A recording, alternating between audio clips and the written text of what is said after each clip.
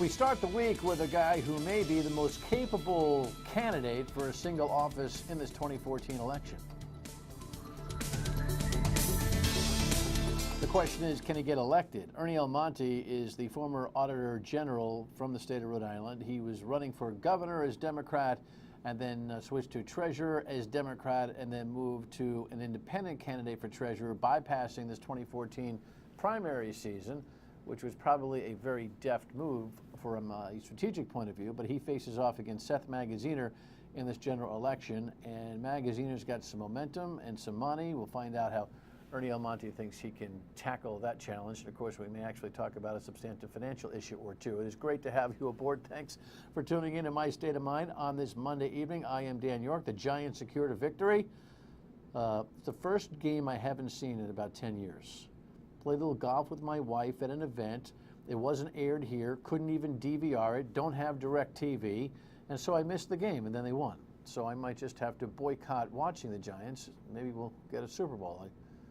Houston stinks, so at least we got one. And the Patriots are getting away with murder again earlier in the season. Anyway, that's my sports commentary for the evening. Let's go to the rundown and talk about some other things. Whew, we think, right? The Republicans kiss and make up as they have a kumbaya moment. Buddy Cianci this weekend tried to impress you with the numbers, so much so it was kind of almost ridiculous.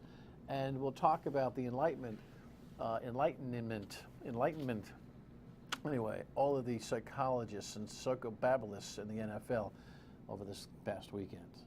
To an in-depth discussion of the rundown, if we may. Steve, thank you. Defectors, not terrorists. So here is the headline. Yeah, over the weekend since Saturday night, a lot of people have been kind of worried about where these guys are. Deval Patrick talked about it earlier. Sunrise at Camp Edwards meant 36 hours since a trio of Afghan Army officers training here went AWOL. Well, I don't have a reason to think that they pose a threat. Like I said, they were vetted by the military.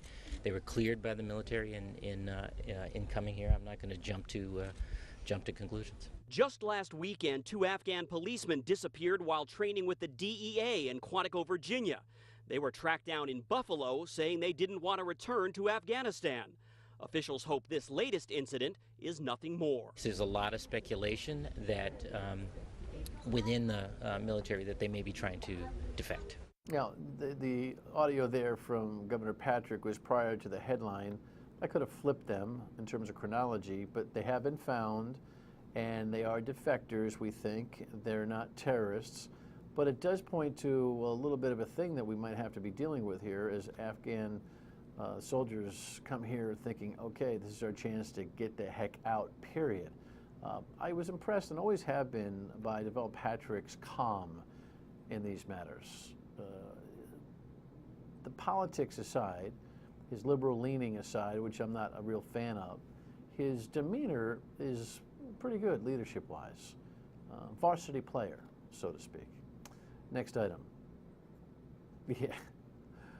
Maybe not the varsity players. The Republicans have tried to figure out what they think about each other here. If you remember, after primary election results came in, Ken Block told Eyewitness News, when asked if he was going to endorse Alan Fung, he said this. Are you going to support him moving forward and endorse him?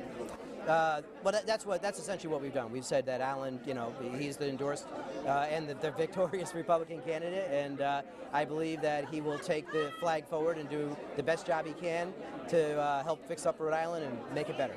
Okay, so that was the sportsmanship type thing to say on election night.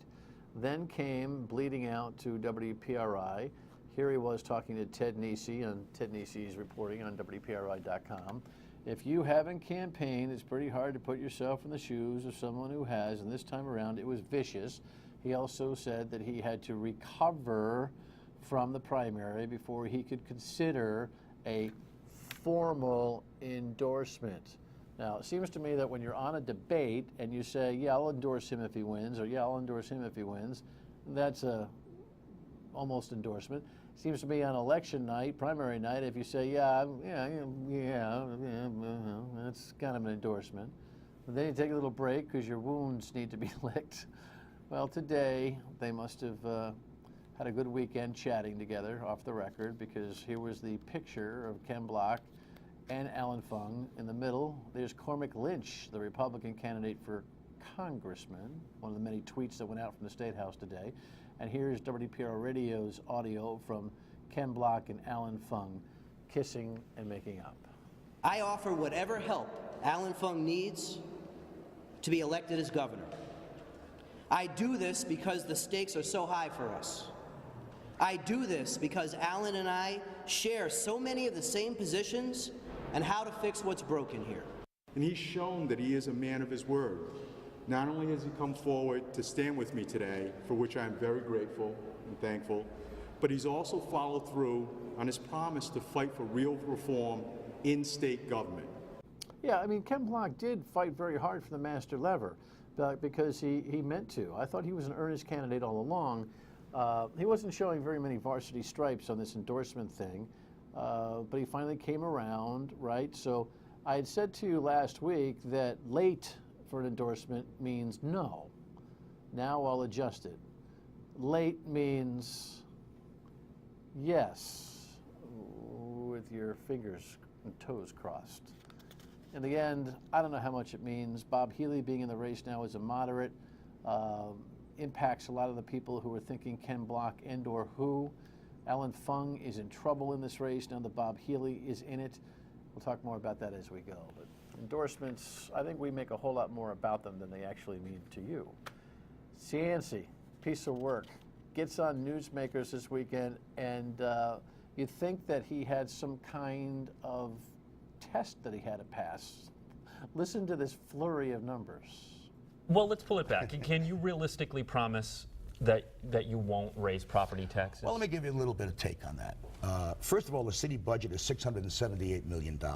We've spent about $345 million on schools. Of that $345, we get $125 million from the state. On the other side of the budget, we have $252 million that we raise from property taxes. And then, of course, we have the excise tax. That's your famous car tax. And there are 114,000 cars in the city of Providence, valued at $702 million. When you take the exemptions on those car taxes, it comes down, veterans, people like that, it comes down to $585 million. Now, for every $500 you want to give an exemption, a further exemption, it costs $1.7 million. That's what it costs. Now, in addition to that, we also have got to understand that in our school system, we're top-heavy. Very much top-heavy, and kids are not getting the kind of quality education they should have. I am impressed by all the facts and figures you just rattled off the top. I'm not finished yet. I know, but you haven't answered that question. Yeah, I'm trying to. I'm trying to. Okay. We only have a half an hour. I understand. Exactly. Well, why can't you guys? You guys are so interesting. We should make the show longer. He later admitted that he had to do his homework in order to get ready for Tim and Ted, and I certainly appreciate that. They finally got an answer out of him, though. He said he's not raising property taxes, but he's not making any cuts.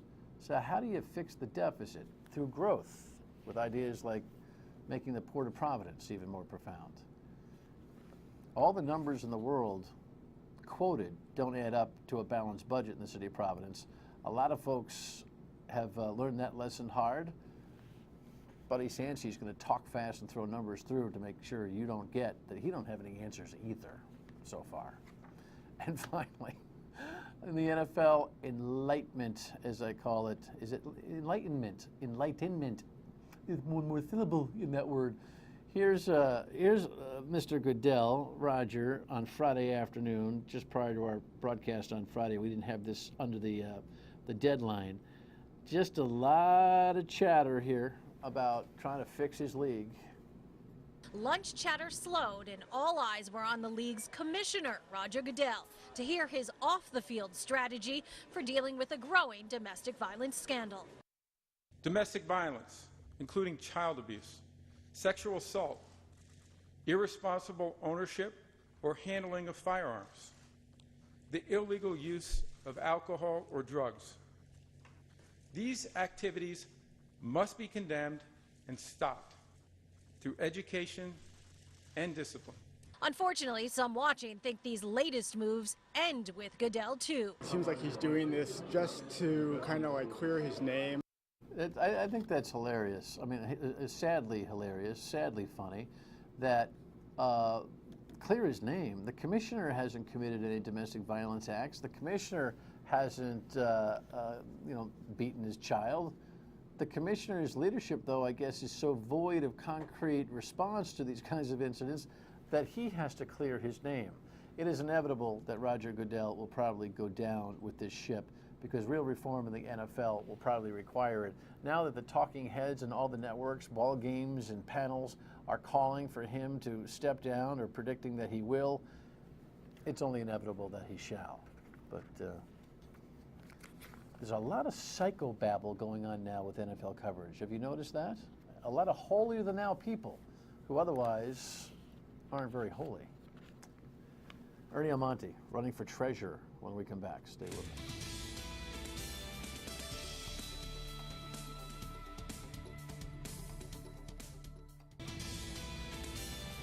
So when it comes to the state treasurer's race, here was the outcome of the Democratic primary. Frank Caprio hit a wall and never recovered against Seth Magaziner.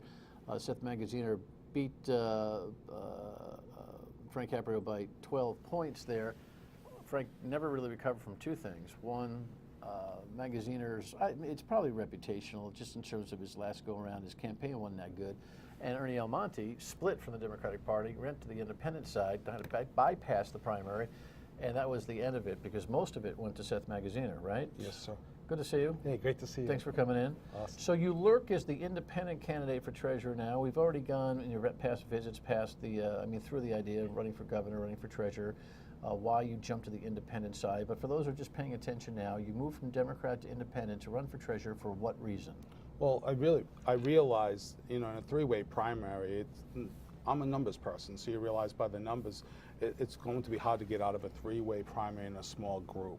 But I also learned a lot. It's the first time I've run for office. I learned a lot about politics in general. I always thought a party was where people with similar ideas came together to improve government. I learned it's really a small group that controls things and stifles communication. So it was an eye-opener for me, that piece. And so that's one part. The other part is numbers, because I clearly know numbers and I know strategy. I study military history. I know strategy very well.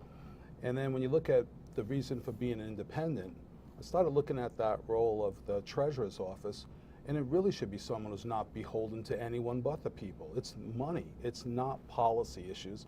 It's improving returns, reducing expenses, making this state sustainable. That's my skill set. So 35 years of financial experience. Prior to this, lifelong Democrat?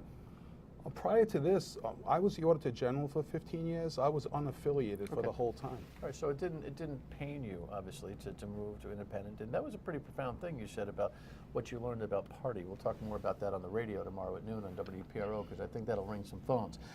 That part of the politics aside, Seth Magaziner wins pretty decisively over Frank Caprio. Your reaction to that is? Expected. Because? Well, when we looked at the numbers, really felt that Frank had a set of numbers that wasn't going to grow or shrink. With me stepping out of that, there's no other option. There's only one other person, so it's natural that they would go to that other person. Bill Clinton comes in for Seth Magaziner, makes a little bit of noise. Caprio was very sportsmanlike about it. What was your take on that? Well, when I was asked about it, I said I equated it to the same as 38 Studios. The numbers don't work, so bring in a celebrity. Seth doesn't have experience and credentials. Bring in a former president. Look at this shiny little object over here. Me, I said, I'll come in every day, bring in a calculator and a computer and just go into work. I don't need a celebrity to come in to do this work. I know how to do this job. All right, so this is the fascinating part about your race. Your hands-on experience as Auditor General, your acumen as a leading accountant in many fields of consultancy, government finances, you're in demand professionally. I've said this before, prorated, you may be the most qualified guy running for a single office in this election, but it's not going to be easy for you in terms of name recognition, money, and working against the Democratic machine here, right? Well, that is true, but I spent 15 years as the Auditor General, so a lot of people that know me in government know I'm the person that brought problems to their attention, but not just the problem, but the solution as well. The general election constituency is so much larger than the inside the bubble government types, is my point. Understood. I wish there was a high level of acumen on the part of the voters who knew every little bit of expertise that you bring to the table so that they could weigh in on that. You're going to have to educate them about that but quick. What's your plan to do that? Well, if I could just finish the last piece too, because there's more to that as well. You know, I'm 58 years old. I've been around a long time in this state. I've served on not-for-profit boards, whether it was Operation Stand Down for homeless veterans, whether it was on the board of Johnson & Wales University, which I'm still on, Bryant University, Elizabeth Buffin Chase House, battered women, abused children. So I'm known throughout the state, and many leadership positions and different causes around the state. So it's more than just being auditor general. That's the benefit. Besides age and being on earth, it's the wisdom and being the father of 5 sons and raising a family. There's a lot of things I bring to the table. You know, 5 boys and my wife and I. If I don't get more than 7 votes, we know I'm in trouble. When we come back, we'll talk about what kind of treasurer Ernie wants to be. Stay with us.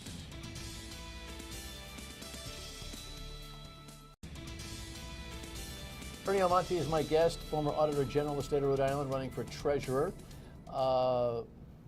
Gina Raimondo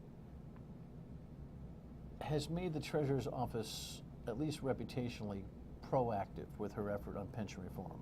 Argue the pluses and minuses of it, we have, and we'll touch on it in a second. But how do you see your role in the office? Because part of what I've been seeing, at least in the Democratic primary advertising, is a much larger than the job objective discussion of who the treasurer is going to be. So she kind of elevated this thing to a larger than life position. What is your practical analysis as to what the width and breadth, the spectrum of responsibility you think you will have and how you will play that role? Well, that's awesome that you asked that, because I'm glad that Gina brought it to this higher level, because that's where it deserves to be. We're talking about a $9 billion budget. This is where we spend our taxpayers' money, so it is important that we keep an eye on it, and it should be held to the highest standard possible. And that's why we've always had people that they were the treasurer but looking to go somewhere else. I'm running for office to be the treasurer, not to be the governor or anything else. So being focused. Are you pigeonholing yourself into a never run for another office type of thing? You're not doing that, are you? No, I'm saying that I'm running. Because you originally wanted to run for governor. Yeah, but one of the benefits for me doing that, I've learned firsthand that I don't have to run for governor to improve this state. I can apply my skill sets to this position, and I can work with anyone who's a governor. And the way you do that, even if it's economic development issues, is by giving clear, consistent, competent financial advice to the governor. That's what a chief financial officer does. That's what the treasurer's job is. Okay, so it's bean counter would be a disrespectful term. Completely. But that's how people have perceived it in the past. I think Frank Caprio to a certain extent, but certainly Gina raised the bar. It's a CFO position. Yes. That's what you're suggesting. Yes, a very technical, not an entry-level position. This is something that requires technical expertise. And I am a certified public accountant, certified government financial manager, certified fraud examiner. What about Magaziner that leads you to believe that he's not as capable as you? Well, first of all, he doesn't have any financial credentials or licenses. I asked him that in a debate. He said he didn't have any of those. And he said he was more of an advisor. But you can't even be an advisor without a Series 7 license. You at least have to have one of those. So he has education, but it's not relevant to the job. His experience is limited. I have 35 years. That's 4 more years than he's been on Earth. So I have a lot of experience in finances. I almost feel this confidence that exudes off you as if it was an equal playing field, they'd have to stop the fight. Like, that's how strongly you feel about how much more qualified you think you are for this position than him. But then already there's the politics of it, right? Understood. And that's why I try to tell everyone, try to look at it as if you were hiring a chief financial officer for your company and you had the 2 resumes in front of you. Who would you want? Our citizens, the state of Rhode Island, are hiring the chief financial officer of the state of Rhode Island. Someone in charge of $9 billion that'll affect your life, your parents, your grandparents, your children, and your grandchildren. I sure hope that you pick the person that knows how to do the job. We've covered in the past a lot of discussion of the issues, financial issues, but in 20 seconds, 30 seconds, give me what you think is the layman's understanding of the most important financial issue we have right now. The most important issue is the pension plan. The pension plan is the main job of the treasurer's office, and if that's not handled correctly, that'll take money away from other sources and cause a problem with revenue. Too much hedge fund investment? I believe so. I've said that from the beginning. It should have been greatly reduced, and I'll look to move out of it. And we're seeing other states now making some aggressive moves. Yes. The current treasurer and gubernatorial candidate's not budging yet, right? Yes. Is she making a mistake? I can't speak for her, but I think that's always part of the problem when you're in one position running for another. I'm focused on this one. I paid a lot of attention, a lot of research. I think you should get out of this. How much money in the campaign and how much are you putting in? Well, I qualified for matching funds, so I already received and will receive approximately another $200,000 in total. I have enough money to do commercials right to the end and pay for a really good communications team. And as far as my own money, actually the way you can only put in so much to get so much. Correct. All right. You're confident you've got enough resources to run the race you need to do to win? I have enough resources. I have an incredible team that we've assembled, and a lot of volunteers that are helping me. And you'll meet with Mr. Magaziner here, won't you? Any day you bring them. I'll meet every day. We'll see you on the radio. Hey, great to see you. Thanks, sir. All right. All right, Ernest take Almonte, care. treasurer, candidate, independent. Your state of mind next. This is how you get in touch with us on Your State of Mind. Phone us at 228-1886, email or Facebook or tweet at us. Here is a comment on, I believe on the Twitter sphere there. I need to know before I vote for Gina whether or not Clay Pell will play a role in her administration. That, oh my God, that comes from my discussion that there's deals being made out there, according to the rumor mill, that Gina will try to bring Clay Pell into her administration. You know, they all got together with a picture, you know, for unity the other day. Something's up. We'll see. Hey, by the way, the mayoral polling data will be out on Eyewitness News by 5 o'clock, I think, tomorrow, and Dan McGowan will be here to talk about it tomorrow night. And I'll see you at noon tomorrow on WPR Radio. Good night.